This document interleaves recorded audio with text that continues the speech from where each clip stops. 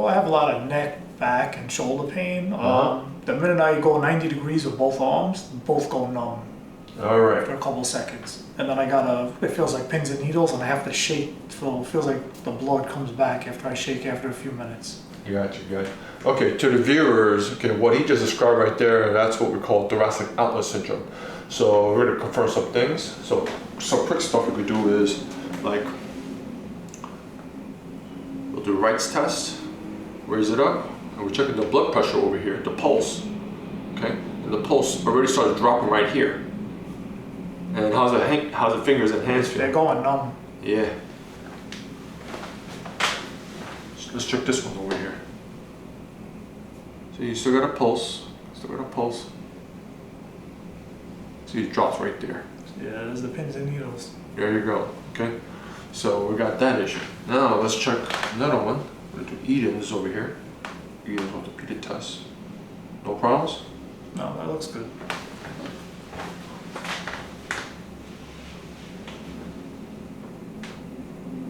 Feel your hand start to drop here? A little bit, yeah. Yeah, because right now your pulse just disappeared over here.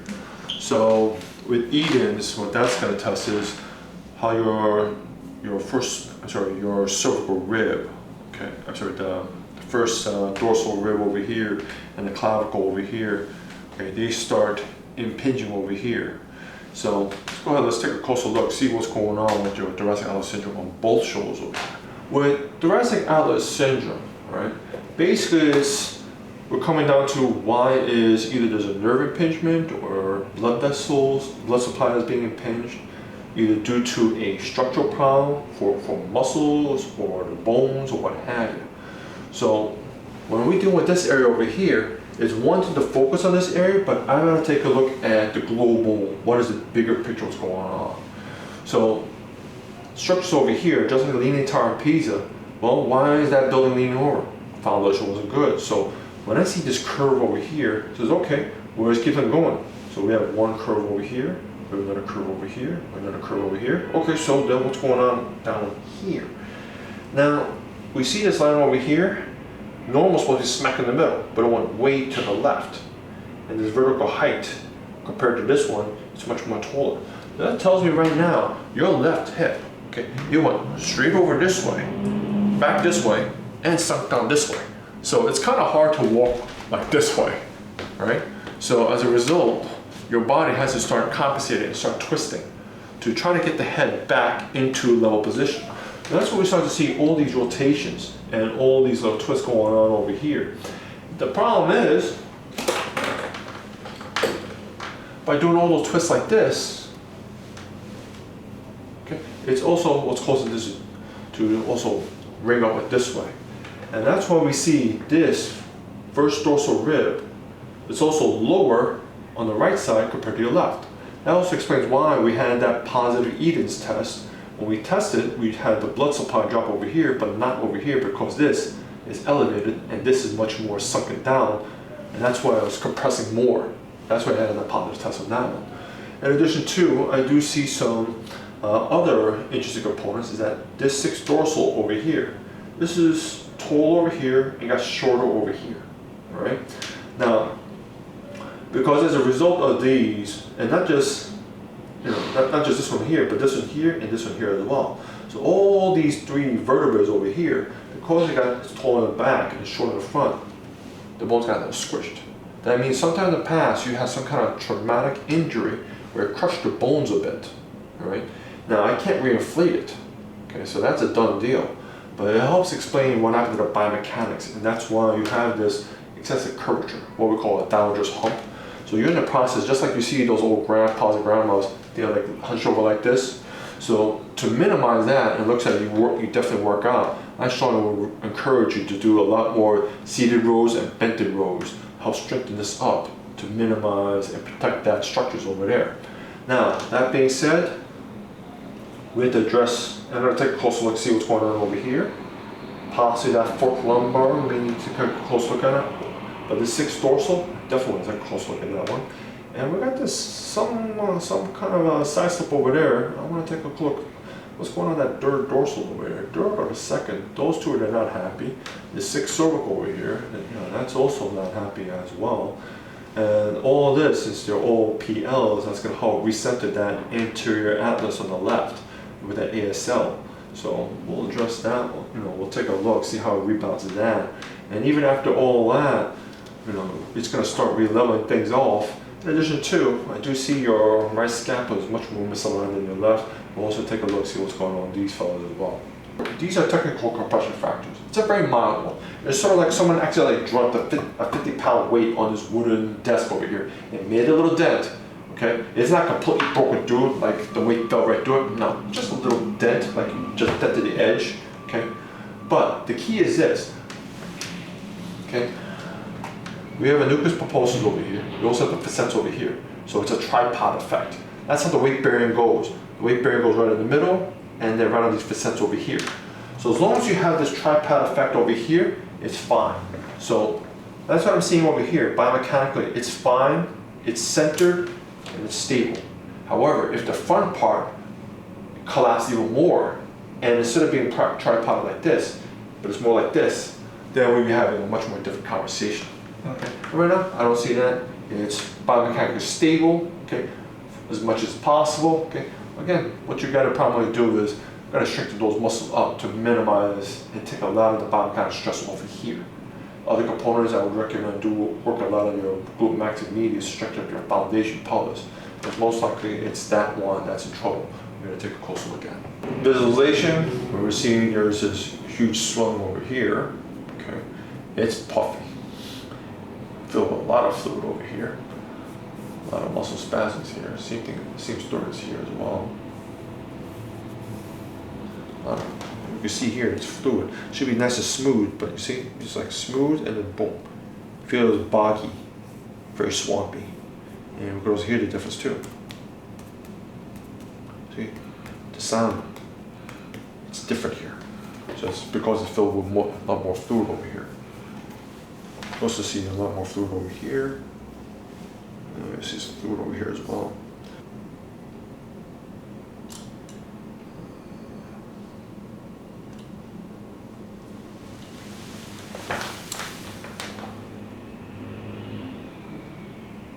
So with instrumentation over here, we're scanning for any abnormal heat temperature given off from a structure that's damaged due to that inflammatory process. So like a correction will like some kind of trauma that occurred and initiated that inflammatory process, and the byproduct is going to be the abnormal heat, and that's what this device picks up. So we're going to see what's going on.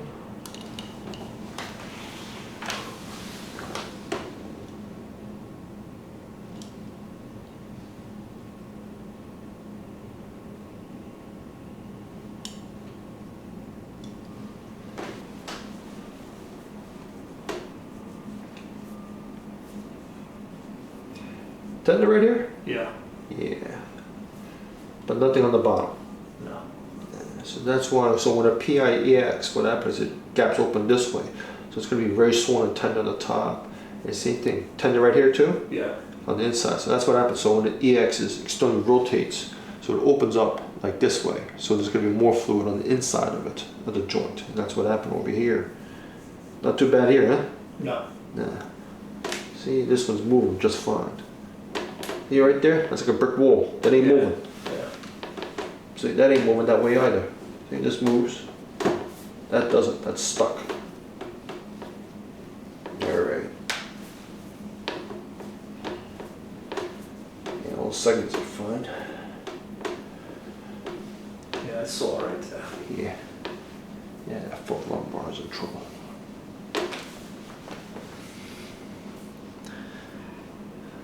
How's that fellow right there? Okay.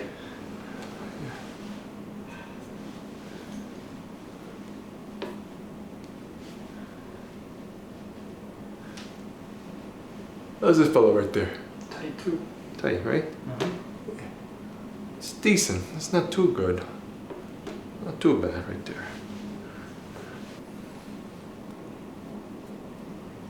Feel that big knot right there? Oh yeah. Yeah. Not too bad on this side, huh? No, not that. No, but left. Right there. Yeah. It's very painful. Mm-hmm. Not too bad this side, huh? No. All right. So once again, to reiterate, because we see this gluteal fold lines all the way to the left over here, and there's a vertical height over here, and a second line this way.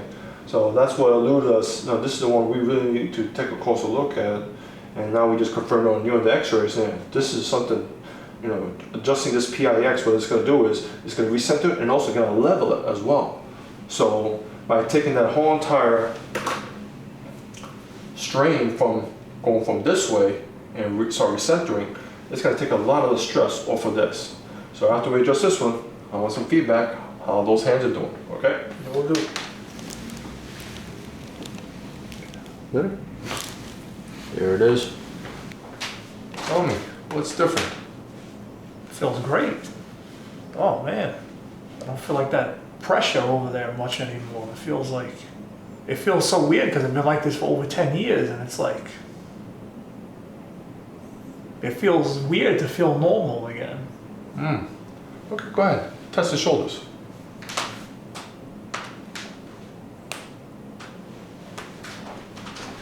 Definitely a lot looser. You feel any numbness going on?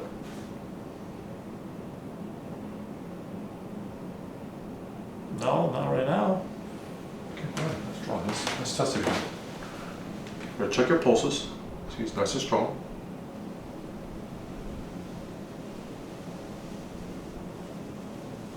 See, you start to get weak right here. Yeah.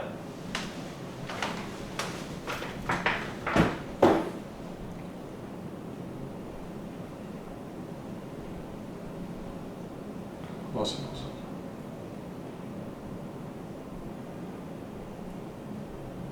There it is. There's your pulse.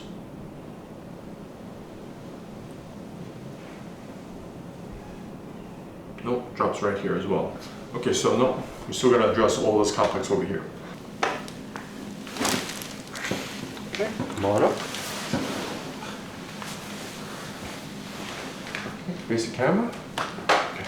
Now go ahead. Test the shoulders.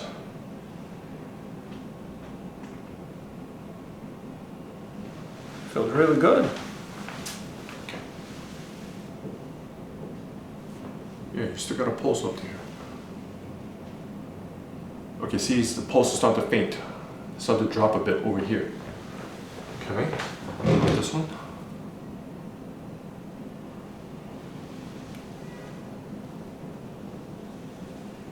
Yeah, see, it's starting to drop over here. Okay, we're getting there. We're getting there.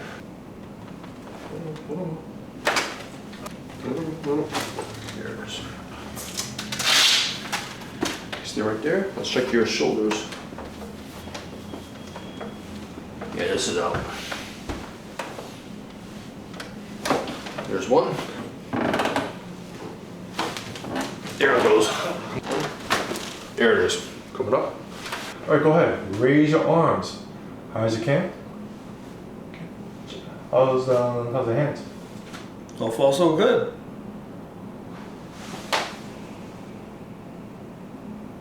Yeah, we got a strong pulse over there. This one too.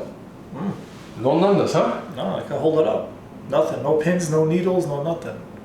And I actually have strength back in my hands. Before they would go numb, I have no strength. So how much improvement would you say from before to now?